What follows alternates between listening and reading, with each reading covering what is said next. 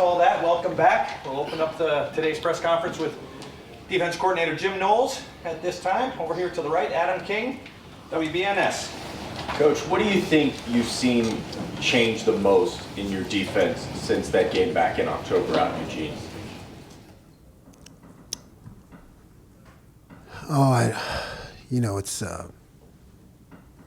It's been a pretty good season. I mean, that game, we gave up a few plays that we shouldn't have. So, I don't know, I guess I'd just say a renewed intensity to, get lined up faster and, do your job. But I think it's been pretty strong throughout the year. We had a subpar game. Over to the left, Dan Hope, 11 Warriors. You mentioned that one game is really kind of an anomaly, at least statistically, when you look at what your defense has done this year. How much do you look at it as, we didn't do what we needed to do in this game, and how much of it is just Oregon's a really good offense? Both. They're really good. They challenge you in a lot of ways. And we can be better, and we have to be better.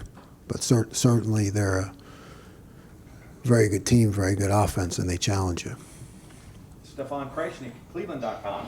You've talked since that game a few times about your confidence in Denzel and the numbers back up the way he's played since that game.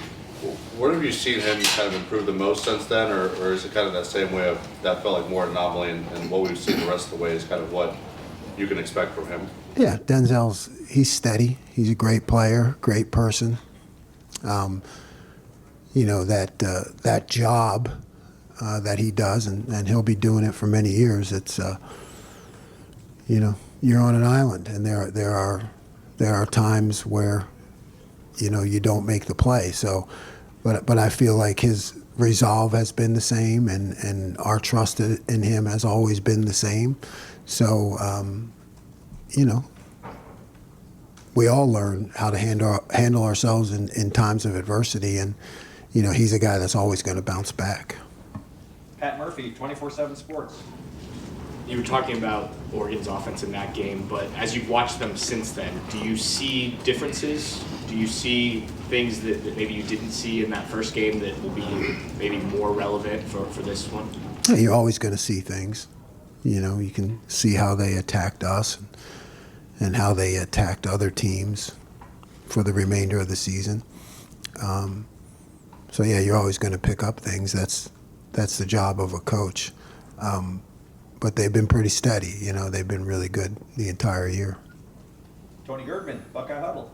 Jim, is there any downside or just, you've already played Oregon, and for a defensive coordinator, is there any part of that is a burden in already having played this team and they've seen what you've done? Or is it all beneficial to have already played them?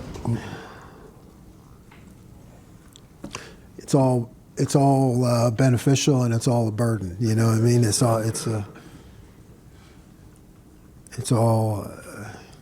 everything. That's just the life we live. Good luck in your chosen profession. You played with Baylor twice in 2021. What did you learn from that? That applies to anything here. Yeah, it's nothing that I recall exactly off the top of my head, but it's a constant learning process. I mean, if you're not learning as a coach or as a player, you're not growing. So it's just experience.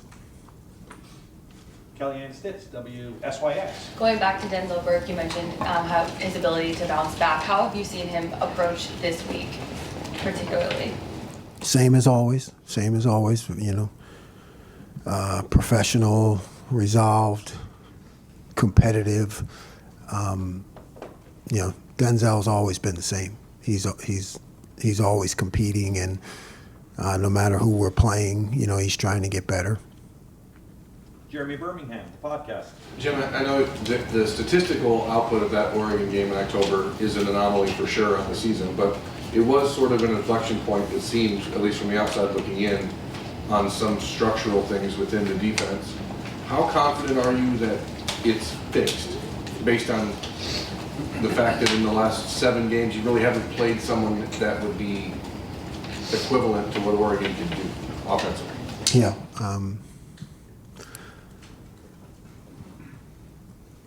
I'm always confident that it's fixed, you know. And then, of course, you know, you always stay up at night concerned about other things, you know. So it's a process. Obviously, we have to go out there and do it. You know, it's every game day is a test. You know, it's a test. Every game day is a test. So no matter what is done previously, you know, you don't get any credit for that. You got to go out there and prove yourself. Dylan Davis, Delaware Gazette. Edric's a guy, obviously, who's playing more and more. What did you see from him when he arrived on campus that led you to believe he could play early on at this point? And what have you seen from him now compared to where he was when he did get on campus? Yeah, he's got great strength and competitiveness. You know, he's one of those guys who comes in early and things don't seem too big for him. You know, a lot of guys need that transition time. He's a guy that, you know, he'll make mistakes, but he'll learn from them, and he really lets it roll off his back, and that's what you need in order to play early at this level.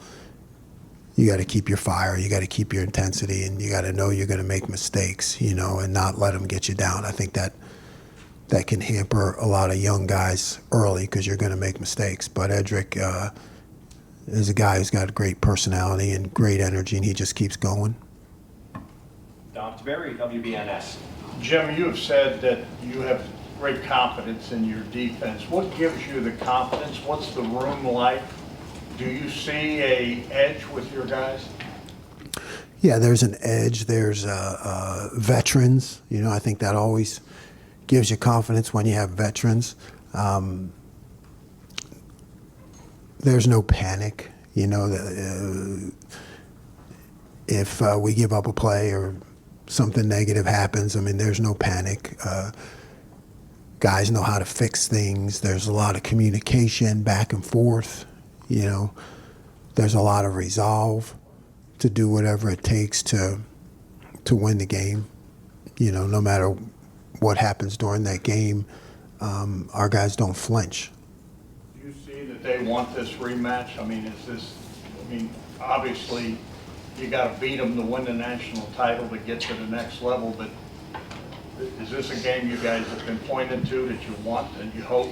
I mean, you always hope for a second shot when you don't do well. I mean, that's life. You know, a lot of times you don't get them. So we have a chance to do better and be better. But in terms of the week-to-week process, I think, you know, when you have a team that's together with veteran leadership, the week-to-week process stays the same. You know, no matter who we're playing, the point has always been for us to be at our best, to get better from the week before, get better from earlier in the season, and keep improving. Austin Ward, podcast. Jim, we've seen, you know, games with JT at his best, wrecking opponents, Jack at the end of last year, but it feels like there haven't been many, if any, games where they were both as productive at the same time as they were last week. Is that a fair assessment? Would you agree with that? Can you think of anything else that was close from those two together? Yeah, I mean, in my mind, they're both great players and great young men. I mean, you couldn't find better guys. So I probably don't see it kind of the way that you guys do, because I'm seeing every play and every block and, you know, run game and everything that goes into it. I know, you know, you guys or the fans tend to just see the highlights, you know, but they've been consistent throughout my tenure here. Bill Rabinowitz, Columbus Dispatch. The word that was used after the Oregon game was re-engineering for the defense. I'm not expecting you to divulge too many details, although I'd be happy if you did. What really did change structurally, maybe psychologically, whatever? What was the big difference after that game? And how hard was that for you, being a veteran coach and having to reassess the way you did that game? Yeah, it wasn't hard at all. I think if you're going to survive in this profession and grow, not just survive but grow and get better, you always have to look at yourself. You have to, see things that happen on the field and go back to how did I coach that? How did I prepare for that? You have to take responsibility. So probably when I was younger, that was hard, because you take it personally. I think now my job is to not be emotional about it. My job is to fix it. That's my job. So you got to evaluate it, and you can't blame the players. I think that's the biggest thing. You have to go back to how you're coaching and your process. So, in terms of the changes,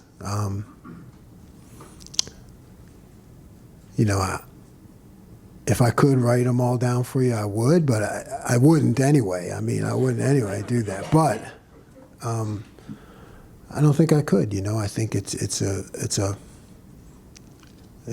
just a matter of seeing what's wrong, what happened, and fixing it. That's it. Stephen Means, Cleveland.com. I think the Oregon game is the only game Jermaine didn't play in. I don't know if you remember what went into that decision to just stick with Denzel and Davis and then the growth that you've seen from Jermaine that maybe allows you guys to think that he's maybe more ready to play in a game like this time. Yeah, I don't recall what went into that, but I know Jermaine should play and we trust him. So, he's been getting in there more, and we consider him a starter. Kind of like Cody Simon was for the first 2 years I was here. He's that next guy, but we can put him in the game at any time, and we need to. And if anything happens, he could play the whole game. All right, we're going to pause the live portion of this press conference and go to the World Wide Web. I think we have a question there from Joey Kaufman from the Columbus Dispatch. Joey? I don't understand. We're on a Zoom call as well. Oh, it's my bad. It'll explain things to you. Hi, Jim. I'm still live. Just remote. Where are you?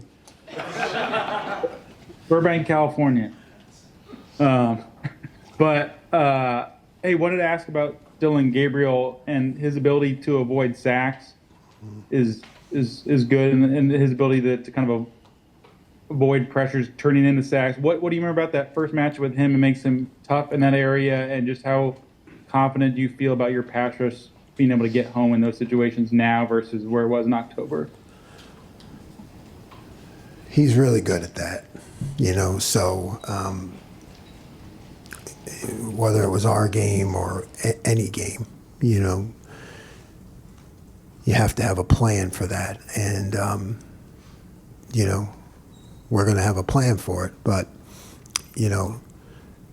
I think the fact of the matter is he's going to get out. He's going to try to make plays with his feet and then deliver the ball or scramble. So we have to be very aware of it in both the coverage and the rush. We're going to stick with the Zoom call. We have an Andreas Soto. Andreas, you're up. How you doing, Coach? I'm Andres Soto from the LA Times. JT has really been one of your anchors defensively along that D-line. What does he do that specifically that helps set the tone for you guys up front? JT does everything. I mean, you couldn't ask for a better player in terms of the combination of skills that he has, both in the run game, the pass game, and in making outstanding plays. So he does it all, and he does it with a very consistent demeanor and leadership skills, and everybody looks up to him, including me. He's just an all-around great player and a great person. We'll go now to Cameron Teague Robinson from The Athletic. Cameron? Hey, Jim, I know Oregon's offense is a little different than some of the ones that you guys have played this year, but I mean, both Indiana and Tennessee this year have been pretty explosive in the pass game, and you guys were able to slow them down. You haven't given up a lot of explosives since that game. What do you think's changed for you all, or is it just a mix of pressures and everything kind of working at once? Yeah, it's all in the mix. You know, you got to apply the mix, and we talk about explosive plays all the time. So I think maybe when you get burned by some, it becomes real, even more real for you. So, there's just been a continued emphasis on it. Okay, we'll come back to the team meeting room. Spencer Holbrook, Letterman Row. Yeah, Jim, I think Kenyatta played the most snaps he's ever played against a ranked team, and it probably has to do with some of the second half stuff that he did. But what have you guys seen in him and his growth that makes you guys, want to have him on the field in some critical moments there of that Tennessee game? He's really talented young man, and he's moved himself into that position through his work ethic and things he's shown us in practice and in games. He's moved himself into that area where he could be a starter, and he's earned it. There's no such thing as a good penalty at all, but obviously the one that he had on Saturday, questionable, I guess. Do you appreciate that almost, even though he gets called for it, that he's being aggressive and he makes that kind of mistake rather than being like a timid guy in that kind of atmosphere? Yeah, I mean, he didn't do anything wrong. He didn't do anything wrong. So yeah, we highlight his effort. I mean, that's a really tough call, because you're into the quarterback, so it's one of those things that's like, okay, I'm into the quarterback. If he pulled the ball down and I landed on him, that wouldn't be a penalty, would it? You know what I mean? So if I'm here okay, well, pull it down, sack. They're not going to call it. That's not a penalty. But release the ball and then it's a penalty, So it wasn't late. It wasn't dirty.